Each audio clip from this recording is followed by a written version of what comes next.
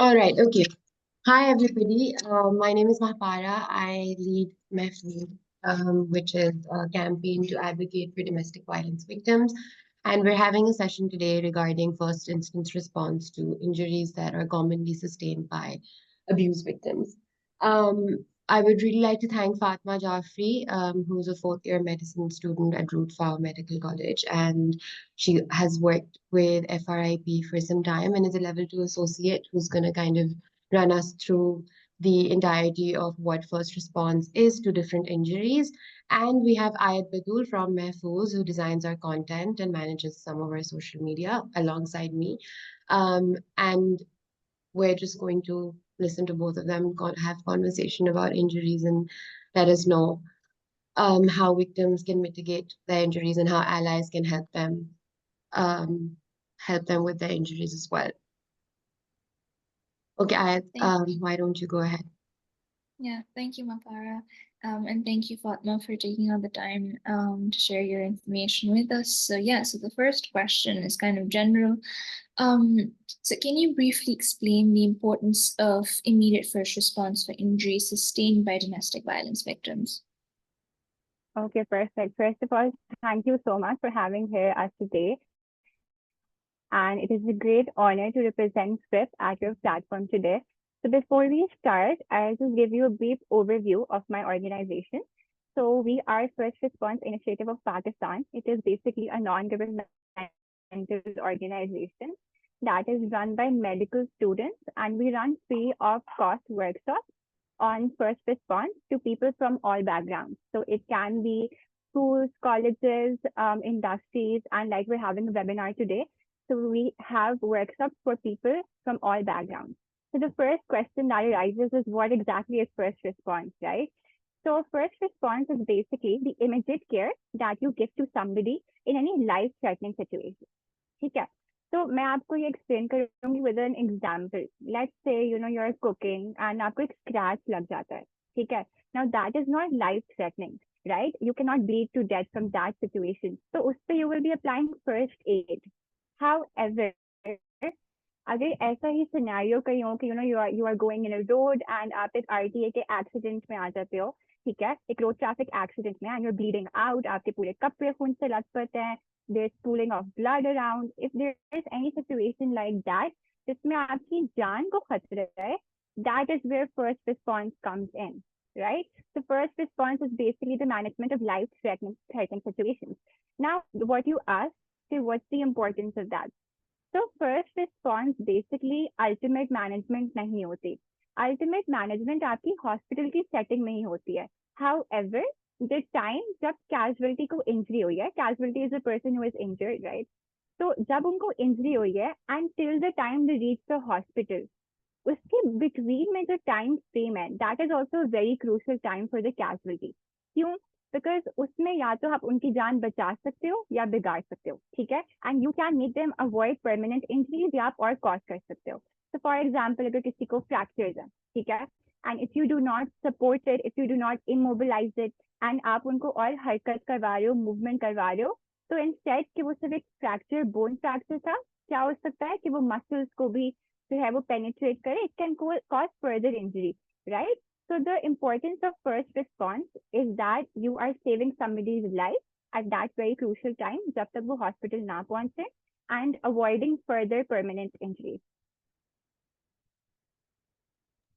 Thank you. Yeah, that clearly explains how important first response is, and especially in such volatile situations such as, domestic violence victims and, the need for immediate response.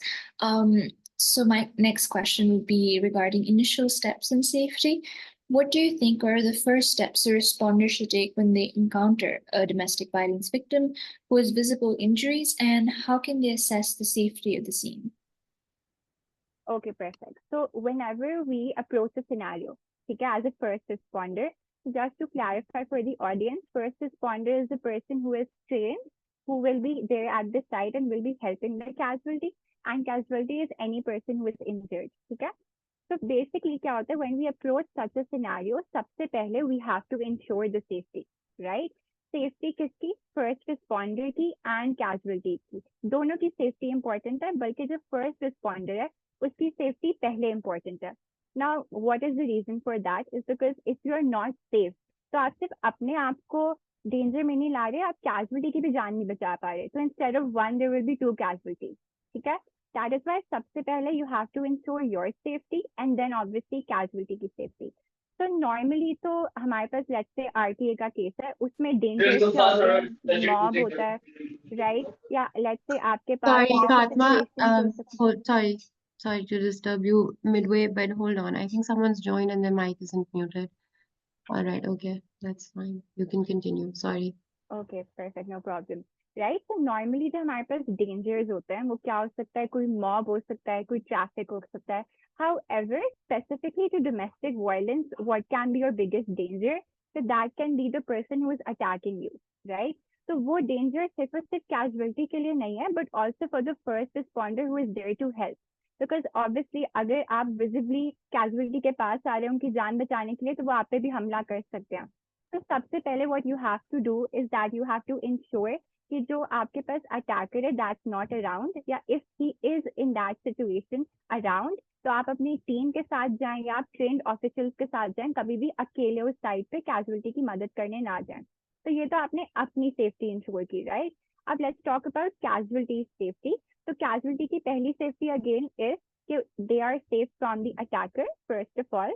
Second of all, what you have to do is that ये भी हो सकता है कि attacker around हो and you do not know that. So maybe the casualty will give you signs. So you have to be very smart in that time कि if they're giving you any signals या signs and आपने वो भी catch करना है, right?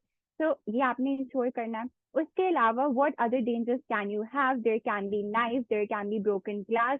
तो आपको make sure करना है कि before helping the casualty आप उन सारी चीजों को साइड पे करें ताकि फर्दर इंजरी जो है वो ना हो, right? So this is how you can ensure the safety. Now coming towards visible injuries. Visible injuries बहुत हो सकती हैं. It really depends on the situation. So we can have a fracture, we can have bleeding, we can have a case of choking. तो I briefly explain कि bleeding अगर हमारे पास है तो उसको कैसे मैनेज कर सकते हैं. तो सबसे पहले for every situation in first response what you have to do is that first you have to recognise it. ठीक है, पहले आप पहचानेंगे कि कंडीशन क्या है and then you will manage it. तो अगेन आपको यहाँ पे पहचानना है कि लाइफ थ्रेटनिंग ब्लीडिंग कौन सी होती है. तो लाइफ थ्रेटनिंग ब्लीडिंग कौन कौन सी हो सकती है? इफ यू सी के कैजुअलिटी के कपड़े खून से बिल्कुल लथपथ हैं, ठीक है, या खून जो है वो पूल अराउंड कर रहा है, ब्लड स्पर्ट आउट कर रहा है, या उनका लिम्ब लेग से एम्प्यूटेटेड है, ठीक है, या कैजुअलिटी अनकॉन्शियस है, इसका मतलब है कि बहुत एक्सेसिव ब्लड लॉस है and it can be life threatening. So now you have to provide them with first response. Now what you will do, सबसे पहले अपनी सेफ्टी इंश्योर करनी है, which is you will not touch them directly. आपको infection फैल सकता है, तो you have to make sure कि व्हाट यू डू, आप कोई भी लेट्स से ग्लव्स पहने, या अगर ग्लव्स नहीं है तो कोई शॉप पर भी चढ़ा सकते हैं. उसके बाद what you have to do, you have to assess head to to.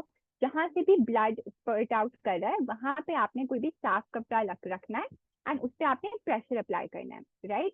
खुद आपने प्रेशर 1 मिनट के लिए करना है, बाकी you can take help of anybody around and उनसे फर्दर प्रेशर अप्लाई करना है. ठीक है, जब आप प्रेशर अप्लाई करेंगे खुद ब खुद खून जो है वो रुक सकता है. नाउ ये तो पहली सिचुएशन है, आपने प्रेशर अप्लाई कर लिया. नाउ व्हाट इफ किसी का कोई स्टैब वुंड है और उन्होंने लेट्स से नाइफ अंदर किसी के स्टैब हुई है. इस सिचुएशन में you will never take the knife out, ठीक है, बिकॉज उससे ज्यादा और ब्लीडिंग हो सकती है. तो आपने प्रेशर क्या करना है, इर्द गिर्द अप्लाई करना है, ठीक है. उसके अलावा लेट्स से अगर किसी का बहुत डीप वुंड है, उसमें what you have to do, there is something known as wound packing. आपने कपड़ा अंदर भरना है and then you have to apply pressure, ठीक है. अब लेट्स से आप प्रेशर अप्लाई कर रहे हैं और आपका जो पहला कपड़ा आपने रखा जिससे आप प्रेशर अप्लाई कर रहे थे वो पूरा खून से भर जाता है, ठीक है. Will you take that cloth away? No. आप कभी भी पहले कपड़े को नहीं हटाते. Now what's the importance of that is that we know that एक बॉडी में नेचुरल प्रोसेस होता है which is clotting, ठीक है. तो नॉर्मली जब आपने कपड़ा रखा हुआ है तो क्लॉटिंग शुरू हो जाएगी. तो what will happen is that आप अगर वो कपड़ा फिर से हटाएंगे तो फिर से ब्लीडिंग शुरू हो जाएगी, तो आपके प्रेशर अप्लाई करने का कोई फायदा नहीं रहा. So what you have to make sure is that आप कभी भी पहला कपड़ा नहीं हटाएं अगर लेट्स से दूसरा कपड़ा रखा वो खून से भर जाता है, तो what you can do, obviously that is not in contact with the skin, तो वो आप हटा सकते हैं, ठीक है। तो टू सिंप्लीफाई इट, कभी भी ब्लीडिंग की सिचुएशन हो, असेस करें, असेस करने के बाद अप्लाई प्रेशर, मेकिंग श्योर कि आप खुद सेफ है। खुद आप प्रेशर 1 मिनट के लिए अप्लाई करें, बाकी you can ask somebody else अगर कोई प्रेजेंट है to apply further pressure. Why is that? Because हमें ब्लीडिंग के अलावा we also have to further check, go in the protocol, check their pulse, etc. So to save time, आपने खुद 1 minute के लिए pressure apply करना है, and then you can give it to somebody around. So that's basically what you do for bleeding. Thank you so much. That was really detailed, and I think was really helpful for anybody, actually, not just limited to our topic. I think the next question would be around fractures. So knowing the sort of abuse that domestic violence victims go through, what are some common signs of fractures, and what are key steps to providing first aid for a suspected fracture? Okay, great. So again, repeating the thing, your first response, whenever you are managing a situation, you have to recognize it first, ठीक है? तो again यहाँ पे सबसे पहले आपको पहचानने के लिए, हम अपनी आसानी के लिए, we remember 3S, which is sign, symptom and the story, ठीक है? तो कभी भी आपके पास अगर फ्रैक्चर का केस आएगा, तो you will have a sign, which is आप खुद देख रहे होगे कोई चीज. For example, you will be seeing bleeding, आपको ब्रूसिंग नजर आ सकती है, आपको स्वेलिंग नजर आ सकती है, ठीक है? तो that is what you will be seeing, उसको हम साइन कहते हैं, राइट? उसके बाद वी हैव सिम्टम्स. सिम्टम्स वो होते हैं जो खुद कैजुअलिटी या पेशेंट आपको बताती है, विच इज वो कह सकते हैं उनको बहुत ज्यादा दर्द हो रहा है और वो अपना हाथ नहीं हिला सकते अगर उनको हाथ पे फ्रैक्चर है. अगर इस तरह की सिचुएशन है तो वो क्या हमारे पास सिम्टम्स हमें बता रहे हैं. And third is a story. तो हमेशा फ्रैक्चर में you will have a story कि उनको किसी ने धक्का दिया फिर उनका फ्रैक्चर हुआ या कोई गिरा, बिकॉज फ्रैक्चर इटसेल्फ आपको बैठे बिठाए नहीं हो सकते, ठीक है? तो जब भी आपको ये 3S मिलेंगे, दैट मीन्स कि किसी को फ्रैक्चर है, ठीक है? आपने 3S से पहचानना है कि किसी को फ्रैक्चर है या नहीं, which is sign, symptoms and story. Now coming to the management of the fractures, जैसे मैंने अपने शुरू वाले सवाल में आपको बताया कि अल्टीमेट मैनेजमेंट हॉस्पिटल में ही होनी है, राइट? तो फ्रैक्चर के केसेस में सबसे पहले you have to call the ambulance ताकि आप हॉस्पिटल पहुंचे. But what will you do जब तक एम्बुलेंस नहीं आती? आपका अल्टीमेट गोल ये है that you have to stabilise and support that area, ठीक है? So now how can you do that? It has 2 ways, या तो स्लिंग से होता है या स्प्लिंट से होता है. But now the question that arises is कि हमारी बॉडी में there are around 200 bones. तो क्या सबकी मैनेजमेंट एक ही होती है? तो that's not the case. Her bone की अपनी मैनेजमेंट है.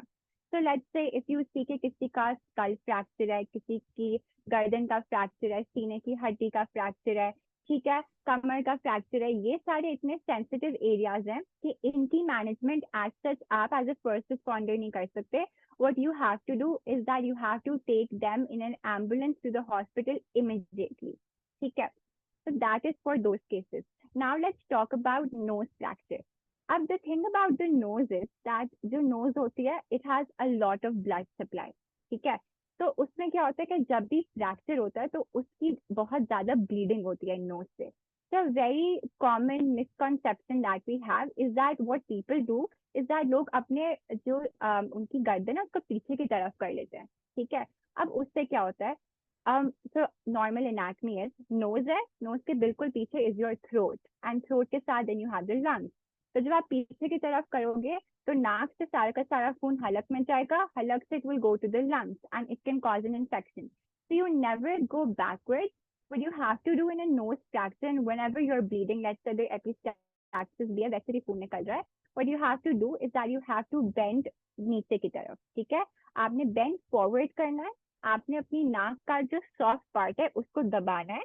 Why is that? ताकि कोई खून अंदर ना रहे, बाहर की तरफ आए. And third is you will be giving cold compression. तो कभी भी आपकी कोई चीज swollen हो, कहीं से कोई ब्लीडिंग हो रही है, फूली हुई है, आप वहां पे cold compressions देते हो because vasoconstriction हो, ठीक है? So those are 3 things that you do for a nose fracture. Now what we can do, let's discuss कि अगर किसी का collar bone का fracture है या किसी का arm का fracture है, ठीक है? अगर इन 2 जगहों का fracture है तो मैंने कहा था we have 2 methods. या तो हमारे पास sling होता है या splint होता है. Sling is basically providing support through a cloth, and splint हमारे पास we provide support through any rigid object. तो when we have a collar bone fracture या we have an arm fracture, हम क्या बांधते हैं, हम स्लिंग बांधते हैं. ठीक है. अब स्लिंग बांधने का बेसिकली तरीका क्या होता है कि आपने एक कपड़ा लेना है, which ideally it should be a square कपड़ा. आप कोई भी चादर ले सकते हैं, कोई भी स्कार्फ ले सकते हैं. एंड आपने एक स्क्वायर कपड़ा लिया, उसके बाद आपने उसके दो एंड्स जो ऑपोजिट एंड्स हैं, ठीक है, उनके आपने आपस में नॉट बना दी. तो you will be having a triangle. ठीक है. जब आपके पास वो ट्रायंगल बन गया, what you have to do is that जो आपकी नॉट है वो आपने, लेट्स से आपका आर्म का फ्रैक्चर है, आपने आर्म को बिल्कुल अपने सीने के साथ रखा. ठीक है. उसके बाद जो नॉट वाला एरिया है वो आपने अपनी एल्बो पे रखना है. अब आपके दो एंड्स फ्री हैं, राइट, ट्रायंगल का. तो you have two ends free. What you have to do is that आपने अपने बाजू के नीचे से, इस बाजू पे मेरी चोट थी, इस बाजू के नीचे से मैंने लेके एक एंड जो है वो ऑपोजिट शोल्डर पे रखना है. एंड जो दूसरा एंड है उसे मैंने उसकी बाजू के ऊपर से लेके सेम शोल्डर पे रखना है और पीछे मैं नॉट बना दूंगी. तो अगर आप स्लाइड को आगे करेंगी तो it does have the pictures for the string. ठीक है. यस. तो ये हमने पहले, कोई भी अगर पैडिंग है तो आप वो भी प्रोवाइड कर सकते हो इफ यू हैव दैट. उसके बाद what you will be doing is, next slide please. ठीक है. आपने कोई स्क्वायर कपड़ा लेना है, स्क्वायर कपड़े के बाद आपने उसे ट्रायंगल में फोल्ड करना है. फिर you will be making a not. Not फिर आपने कहाँ पे रखनी है, बिल्कुल आपने लेट्स से अपनी एल्बो पे रखी. You had two free end. एक एंड आपने बाजू के नीचे से लेके ऑपोजिट शोल्डर, एक एंड उसकी सेम शोल्डर पे, एंड देन आपने पीछे जो है वो नॉट बना दी है. तो इस तरह से यू हैव अ स्लिंग. अब इसका फायदा क्या होता है, इसका फायदा ये होता है बेसिकली कि you are supporting and stabilizing your arm जब तक you do not reach the hospital. ठीक है. Now let's talk about the forearm या finger या किसी का टांग का फ्रैक्चर है, तो फिर हम क्या बनाते हैं, we make a splint. Splint is basically you use a rigid object. So let's say you use a brick, कोई भी ऐसी चीज आप इस्तेमाल कर सकते हैं. इसमें what you do इसके आपका जिस तरफ भी फ्रैक्चर है उसकी ऑपोजिट साइड पे आपने वो रिजिड चीज रखनी है, जैसे कि इस केस में वो ब्रिक है. ठीक है. और फिर आपने उस चोट के अबव एंड बिलो आपने एक उस कपड़े से नॉट बना देनी है. तो अगेन इससे क्या हो रहा है, वो एरिया स्टेबलाइज हो रहा है. ठीक है. Now let's quickly talk about a bit about finger fractures. इधर भी हम क्या करते हैं, हम स्प्लिंट लगाते हैं. बट लेट्स से स्प्लिंट के लिए आपके पास आइसक्रीम स्टिक या कोई भी स्टिक आप इस्तेमाल कर सकते हैं. हाउएवर अगर ये चीजें प्रेजेंट नहीं है तो इसमें आपकी मदद आपकी दूसरी फिंगर भी कर सकती है, राइट. तो what you can do is that आपकी दोनों फिंगर्स को आप आपस में टाई कर सकते हो, तो वो भी सेम रोल ही प्ले करेंगी, विच इज स्टेबलाइजेशन, राइट. तो इसको हम बडी स्प्लिंट कहते हैं. So that is basically about the management of the fractures. मैंने बहुत briefly cover किया. So yeah, do you have any questions about that? No, I think the information is Okay, really perfect. useful. I think, yeah, even working with, limited resources, especially in situations where you don't have access to a lot of resources, I think this information is really helpful even in general. Yes, I think moving on, we will talk about something that's unfortunately really common, which is chemical burns. So what immediate actions should be taken if a domestic violence victim has suffered or sustained from chemical burns? Okay, perfect. So again, बहुत अगर हम specific बात करें तो chemicals, तो कुछ chemicals की बहुत स्पेसिफिक मैनेजमेंट होती है, पर मैं आपको जनरली बर्न्स और थोड़े से केमिकल्स की मैनेजमेंट बता देती हूँ. तो नॉर्मली कभी भी किसी को बर्न्स होता है तो we have a lot of misconceptions कि हम टूथपेस्ट लगाते हैं. ठीक है. तो टूथपेस्ट लगाना it is not recommended at all. Now it has a whole scientific reasoning to it, which is that आपके पास टूथपेस्ट में we have menthol in it. ठीक है. So what it does is that जब आप उस area में लगाते हो तो you do get a cooling effect, that is true. But उससे क्या होता है कि हीट और ज्यादा एब्जॉर्ब रहती है. ठीक है. The purpose of burns के बाद मैनेजमेंट इज कि आपने हीट को डिसिपेट करना है. तो इंस्टेड कि वो हीट डिसिपेट हो, वो हीट और ज्यादा एब्जॉर्ब हो जाती है और आपकी हीलिंग और ज्यादा कॉम्प्रोमाइज हो जाती है. इसकी वजह से we never apply any random creams या toothpaste.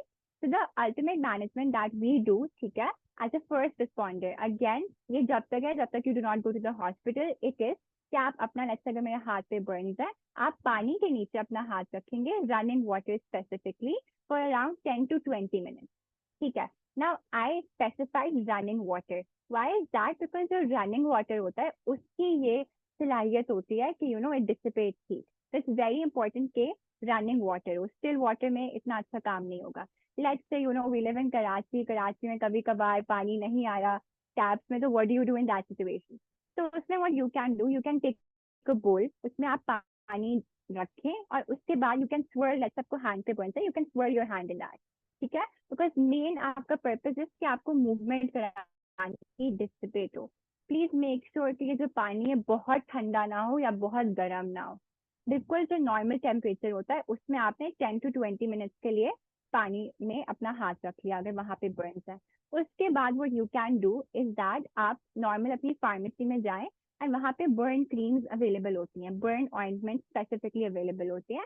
So you can get those at your home. आप अपने first aid boxes में वो already रख सकते हैं. So what you can do is that आप उस area में वो चीज लगा सकते हैं, ठीक है, after washing. तो आपने उसे cover कर लेना है with only a burnt ointment और कोई ointment नहीं लगानी. और उसके बाद what you can do is that you can cover it. अब आप cover किस चीज से कर सकते हैं? With anything non-adhesive, ठीक है.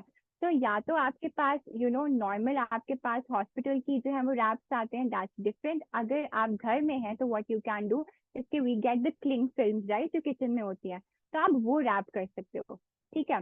So that is something that you have to make sure in burns. Again, let's say कि you're wearing a watch, you're wearing a ring, make sure कि जैसे ही burn हो आप वो चीजें उतार दें. Now what is the importance of that? इसके इट्स नॉर्मल फिनोमिना कि आपकी बॉडी थोड़ी सी लेट से वो एरिया स्वेल अप हो जाता है. तो उसके बाद वो area it's very difficult to take that ring या watch out उसके बाद. So what you have to do is that आप पहले ही वो चीजें उतार दें. उसके बाद let's say अगर कोई कपड़ा आपकी स्किन के साथ चिपक चुका है उसको आपने खुद से कभी भी रिमूव नहीं करना, ठीक है. ये आपने कभी भी खुद से रिमूव नहीं करना. जब आपने खुद से ये एहतियात कर ली फिर obviously you should visit the hospital. उसके बाद bit about chemical burn, you have to make sure कि अगर कोई पाउडर से बर्न हुआ आपको तो पहले आप उसको ब्रश ऑफ करें, ठीक है, and then you wash it, right. So this is the general management that we have for burns. Yeah, thank you so much for that. Burns may, it is really important that we deal each burn with its specifications and how it has been caused. And I think those are really important for me. That's really important to know. So I think another thing that's really common is choking. How would you say that a responder can identify if a victim is choking, and even if people around, how can they identify if a person is choking? And what are some appropriate steps that one can take to assist them? And I think this goes just beyond domestic violence and otherwise as well. How do you think you can identify and help somebody who's choking and really take measures that can be life-saving? Okay, exactly. So again, for choking as well, हम शुरू recognition से ही करेंगे, ठीक है, जैसे कि हमने हर case के साथ किया. पहले recognition and then we move to management. Now, how do you recognize a case of choking? Is that you basically find a universal choking sign ज़्यादातर when people are choking, which is इस तरह का उन्होंने X sign बनाया हुआ होगा, ठीक है. इससे बेसिकली उन्होंने अपने हलक को यूं करके पकड़ा हुआ होगा. इसको हम यूनिवर्सल चोकिंग साइन कहते हैं, जो हमें नॉर्मली मोस्टली चोकिंग के केसेस में मिलता है.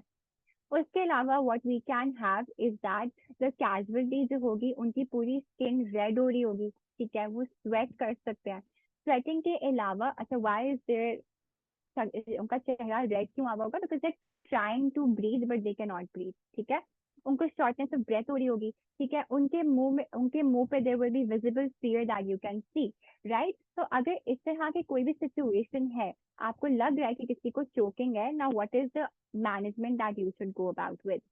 So it's a very absurd question that we ask just before the management of choking, which is कि अगर आपको लगता है कि किसी को फंदा लग रहा है या choking हो रही है, we first ask them कि क्या आपको फंदा लग रहा है, and whenever we teach that everybody laughs. वो कहते हैं ये क्या stupid question है to ask, but it has its own significance. So क्या है कि when we ask that question and the casualty, let's say वो आपको reply करती है थोड़ी सी भी आवाज से, कफ से, थोड़ी सी भी उनके गले से खराश की आवाज आती है, खांसी आती है, थोड़ी सी भी अगर आवाज आती है ना, what does that show? That show कि जो ऑब्स्ट्रक्शन है ना, जो उनके हलक को चोक कर रही थी, ठीक है, दैट इज पार्शियल. ठीक है, थोड़ा सा एरिया है जहां से एयर पास हो रही है, उसका ये मतलब है, ठीक है। तो बेसिकली उस क्वेश्चन से we differentiate partial choking and complete choking. Now, why is it so important to differentiate between partial and complete choking? It is because इन दोनों की मैनेजमेंट फर्क है, ठीक है। अगर किसी को पार्शियल चोकिंग है, विच इज कि उनके जो एयरवे है, ठीक है, जो सांस की नाली है, अगर उसमें पार्शियल है, पूरा ब्लॉकेज नहीं है, उसकी मैनेजमेंट हम सिर्फ यही कहते हैं that they should try to cough more, उनको और ज्यादा खांसी करने के लिए हम कहते हैं, ठीक है। That is the management for partial choking. However, now if we discuss complete choking, complete choking में जब हम उनसे सवाल पूछेंगे, ठीक है, तो वो क्या करेंगे, वो बिल्कुल नहीं जवाब दे पा रहे होंगे, वो बिल्कुल साइलेंट होंगे, तो उसकी मैनेजमेंट इज डिफरेंट. उसकी मैनेजमेंट में what do, we do two maneuvers which is back slap and Heimlich maneuver. अब हम थोड़ा सा उसको डिटेल में डिस्कस कर लेते हैं. तो बेसिकली बैक स्लैप, जैसे कि नाम बता रहे हैं, हम क्या करेंगे, उनकी कमर पे हमें थप्पड़ मारने, but it has some specific steps. सबसे पहले आपको क्या करना है, आपको कैजुअलिटी लेग से खड़ी हुई है, उन्होंने यूं करके चोकिंग साइन बनाया हुआ है, तो आपने सबसे पहले उनके साइड वेज में खड़ा होना है, ठीक है. And now you will be using both your hands. So just to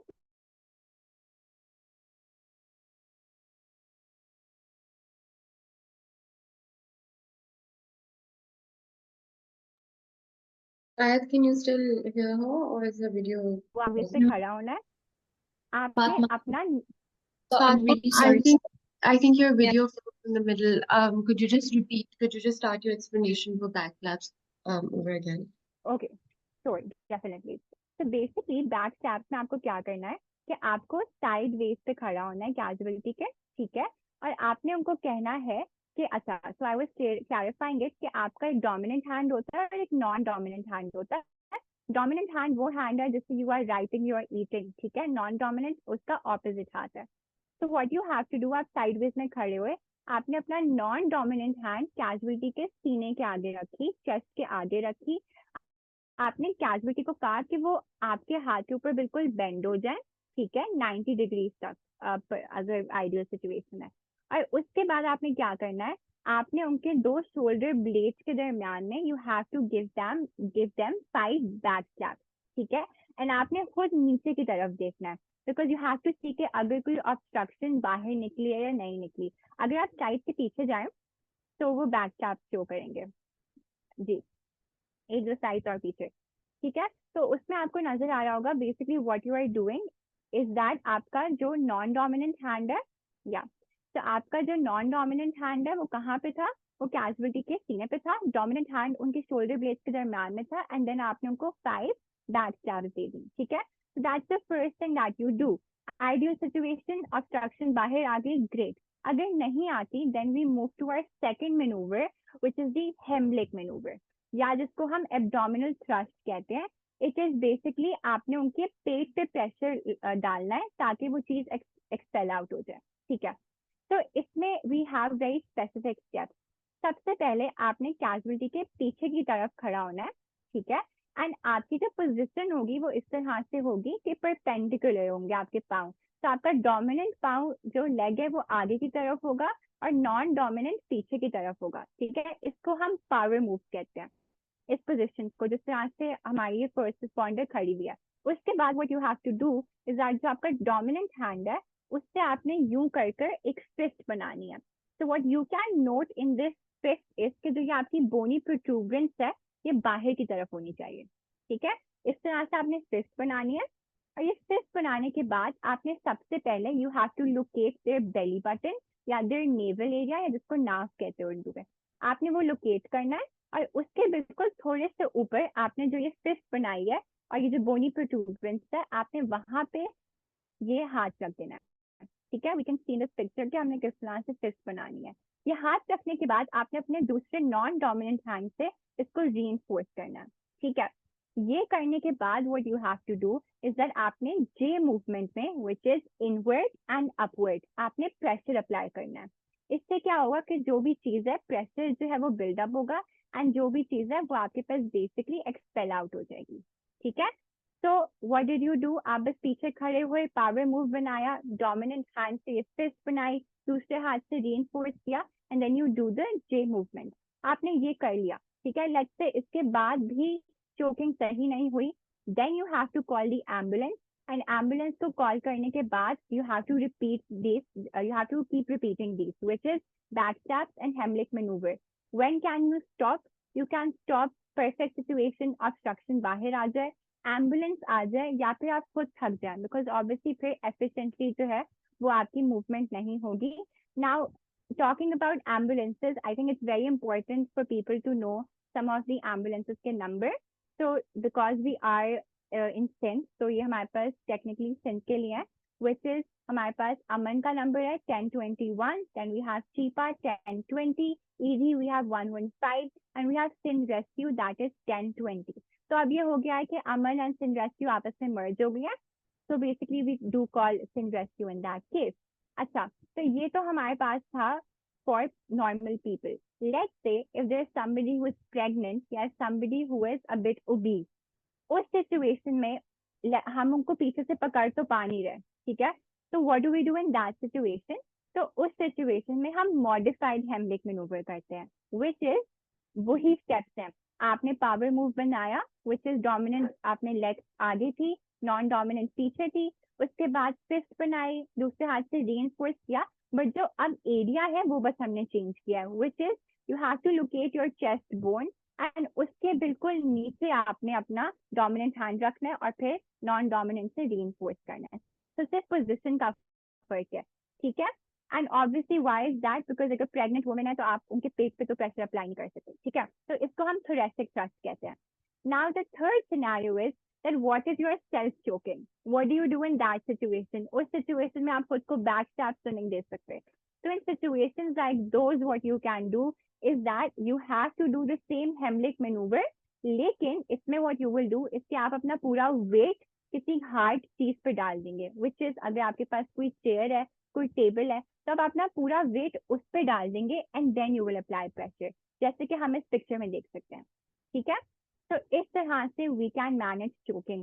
I know it's a bit complicated, but I hope कि आप लोग को समझ आई हो. No, yeah, I think choking is just something so common. We see it happening around babies and, us individuals, sometimes we choke and we don't know what to do. So my question would be regarding that. What do you think are some of the most common things that we've been taught to do that can actually make the situation worse? And what would you say, like, would you debunk some of the myths that we have? किस तरह choking को, आप respond करें? Exactly. So सबसे पहले तो I think choking में specifically जो बच्चों में choking होती है, so what people do is that they blindly put their fingers in the mouth, ठीक है, and they try to take whatever the obstruction is. So normally we do not recommend that at all, ठीक है. उससे ना सिर्फ बच्चे को trauma भी पड़ सकता है, but जो obstruction है वो और ज्यादा deep भी जा सकती है, ठीक है. So that is something you do not do, ठीक है. उसके अलावा what you have to make sure is that it's a very common myth, and because we go to wards वगैरह we see that very often. इसके अगर किसी के गले में कोई निवाला फंसा हुआ है तो दे आर टॉट कि आप एक और निवाला लें, ठीक है, आप उसके ऊपर एक और निवाला लें तो वो डिजॉल्व होके चोकिंग खत्म हो जाएगी. तो you do not do that, ठीक है. अगर आप चोक कर रहे हो तो उसके ऊपर you do not need to take any other thing on. उसके अलावा लोग उसके ऊपर चीनी खा लेते हैं वगैरह. तो द थिंग इज दैट अगर आपको ऑलरेडी चोकिंग हो रही है, आपने उसके ऊपर से कुछ और नहीं खाना पीना, ठीक है. आपने कोशिश करनी है that you cough it out. Cough नहीं हो रहा देन बैकस्टैप नहीं तो then you go for Heimlich maneuver. Supposed to eat anything when you're choking. Yeah, thank you so much. That's really helpful. What would you say regarding fractures? And we know that in certain extreme cases of domestic violence, we do get pelvic fractures. How would you say a first responder should respond to those, and any information that you would like to share on pelvic fractures? Exactly. Okay, perfect. So basically now talking about pelvic fractures, सबसे पहले again, how do you recognize the case of pelvic fracture? So pelvic fractures में recognize आप ऐसे करेंगे that आपकी जो pelvis है वहां से बहुत ज्यादा खून निकल रहा होगा, ठीक है. उसके अलावा the casualty they will be in a lot of pain, ठीक है. एंड उनका जो पैर होगा that will not be aligned, ठीक है, एक पैर उनका लंबा होगा एंड एक पैर जो है वो उनका बेसिकली पीछे की तरफ होगा। So that's when you will suspect कि ये फ्रैक्चर है। जो हमने 3 एस पढ़े थे उसी तरह से आपने पेल्विक फ्रैक्चर को भी रिकग्नाइज करना है। अब जब आपने रिकग्नाइज कर लिया तो पेल्विक के लिए हम स्लिंग बांधते हैं, राइट, हमने पढ़ा था एक स्लिंग होता है, एक स्प्रिंट होता है, तो यहाँ पे हम स्लिंग बांधते हैं। But because it's a very complicated fracture to handle, तो इसमें हम अकेले नहीं होते, ठीक है, इसमें we need to take the help of somebody else, so it's basically a 2-person job. तो अगर तो आप घर में हैं एंड आप लोगों को जानते हैं that's great, but let's say normally जब हम लोग ट्रैफिक एक्सीडेंट्स वगैरह इधर बताते हैं कि आप अकेले हो, आप किसी को नहीं जानते, तो how do you call somebody for help? So what do we do is that we recognize them from any distinguishing feature. Let's अगर किसी ने पिंक शर्ट पहनी हुई है तो हम उनको कहेंगे कि पिंक शर्ट वाली बाजी क्या आप मेरी मदद कर सकती हैं? आपको मेरे साथ रहना पड़ेगा जब तक एम्बुलेंस ना आए, अभी इनको मदद की बहुत ज्यादा जरूरत है, अगर अभी हम इनकी मदद नहीं करेंगे तो इनकी जान भी जा सकती है, ठीक है। तो इस तरह से we call somebody from the crowd, अगर हम बाहर हैं, अगर अंदर हैं तो ऑब्वियसली आप किसी को भी बुला सकते हो। जब आपने बुलाया what you have to do is again आपने कपड़ा लेना है, ठीक है। अब the question is mainly what we have to do, आपने ये कपड़ा जो है ट्रोकैंटर बेसिकली पेल्विस तक लेके जाना है, ठीक है, जिसको हम कूले की हड्डी कहते हैं, आपने वहां तक लेके जाना है। अब आप टांग से कैसे वहां तक लेके जाएंगे, तो उसके लिए first what we have to do is that आपने टांग में कोई ऐसी स्पेस देखनी है जिसके through you can pass the cloth, ठीक है। तो बेसिकली अगर हम देखें तो आपके पास जो नी होती है उसके नीचे, घुटनों के नीचे थोड़ी सी स्पेस होती है। तो what we do is that उसके नीचे से आप कपड़ा जो है वो दूसरी जो फर्स्ट रिस्पॉन्डर है उनकी तरफ आप देते हैं, ठीक है। कौन सी जगह से? बिल्कुल नी की स्पेस से आपने गुजारना है। वो गुजारने के बाद what you have to do is that आपने उनको कहना है कि थोड़ा सा कपड़ा अपनी तरफ खींचो, फिर थोड़ा सा कपड़ा वो अपनी तरफ खींचेंगी। इस तरह से आपने क्या करना है, स्लाइड करते हुए इसको उनकी थाई तक ले आना है। अब जब आप थाई तक ले आएंगे तो व्हाट विल हैपन, ऑब्वियसली जो बटक्स है उनका ज्यादा फैट होता है, तो इट्स वेरी डिफिकल्ट कि आप और कपड़ा खींचें। तो what we do is that अगर कपड़ा थोड़ा सा फोल्डेड भी था वी स्ट्रेच मोर, ठीक है, ताकि बिल्कुल पतला कपड़ा हो जाए और फिर हम स्लाइड करके उसे पेल्विक तक ले आते हैं। अब जब हम पेल्विक तक वो कपड़ा ले आते हैं देन व्हाट वी डू, जो हमें साइड में नजर आ रहा है, फिर हम क्रिस क्रॉस करते हैं, उनको एक हिस्सा पकड़ाते हैं और दूसरे से एक्सचेंज करते हैं। हम ये करते रहते हैं जब तक हम बहुत ज्यादा एक्सट्रीम प्रेशर हम जनरेट कर लें, ठीक है। तो नेक्स्ट स्लाइड में हमें नजर आएगा कि हम लोग इस तरह से कपड़ा पकड़ के रखेंगे, ठीक है। जब हमने इस तरह से एक्सट्रीम प्रेशर जो है वो हमने लगा दिया, फिर what we will do is that, yes, next side में आपको एक नॉट भी बंधी हुई नजर आएगी, हम नॉट नहीं बांधते, ठीक है। Now why is the reason for that is because अगर हम नॉट बांधेंगे तो प्रेशर कम हो जाएगा। हमारा मेन पर्पस अभी ये है कि आपने पेल्विक तक पहुंचना है, वहां पे इतना प्रेशर अप्लाई करना है कि वो स्टेबलाइज रहे और ना हिले, ठीक है। मेन पर्पस ये स्टेबलाइज एंड इमोबिलाइजेशन का है। तो आपने इस तरह से जो है वो प्रेशर अप्लाई करना है। यहाँ पे नॉट बंधी हुई है बट हम नॉट नॉर्मली नहीं बनवाते, ठीक है। So that is how you handle a pelvic sling. Thank you so much. Thank you, Fatma, for taking out the time again to share your insights with us and being a part of our journey to raise awareness, especially the importance of first response for domestic violence victims. I will now hand it over to Mahra and she'll close the session. Yeah, thank you, Thank you Fatma, so for much. taking out the time and for agreeing to do this. I'm sure it was really helpful, and I hope that it really assists people who unfortunately are in situations like domestic abuse. Do you have any questions for Mahfouz or?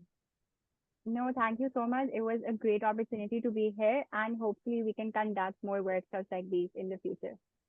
Yeah, hopefully, inshallah. Do you mind if we just check with the audience whether they have any questions for you? Sure, Yeah. definitely.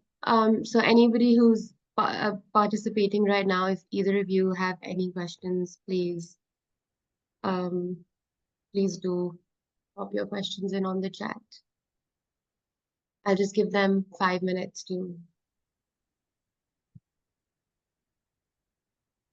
Well, there's a lot of appreciation for you, so thank you for um, carrying out this very informative session.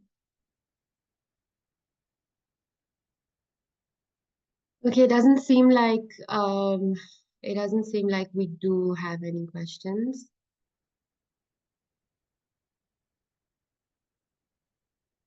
Yeah, I think we don't. But once again, thank you, and hopefully we can do more such sessions in the future and help people out who unfortunately are in situations like these. And yeah, thank you so much for taking out the time. Perfect. Thank you so much. Khulafis.